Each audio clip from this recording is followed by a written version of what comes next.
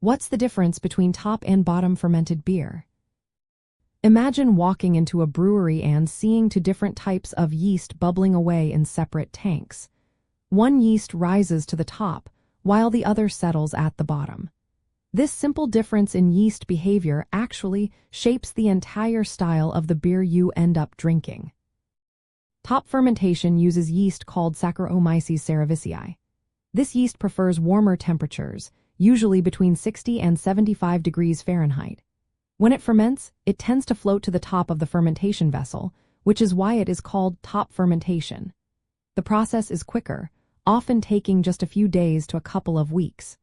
Beers made this way tend to have more complex flavors, with fruity esters and spicy phenolics. These flavors come from the yeast reacting to the warmer temperatures. The foam or head on these beers is usually finer and creamier. Common beers made with top fermentation include ales, India Pale Ales, stouts, porters, wheat beers, and Belgian-style beers. These beers often have a rich, full-bodied taste with a variety of flavor notes. Now, bottom fermentation uses yeast called Saccharomyces pasteurianus. This yeast prefers cooler temperatures, generally between 40 and 54 degrees Fahrenheit. During fermentation, it sinks to the bottom of the tank, which is why it is called bottom fermentation. This process is slower, often taking several weeks or even months. Beers made this way tend to be cleaner and crisper, with milder flavors that let the malt and other ingredients shine.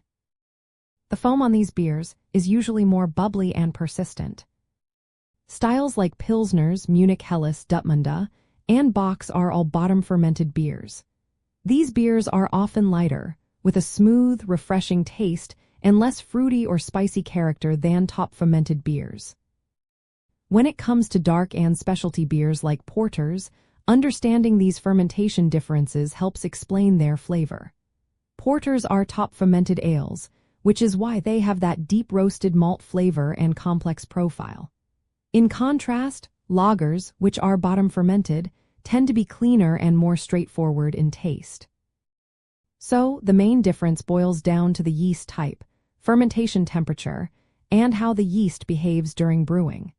Top fermentation creates beers with more lively, fruity, and spicy notes, while bottom fermentation results in cleaner, crisper beers with a more subdued flavor profile. This choice influences not just the taste but also the look and texture of the final brew.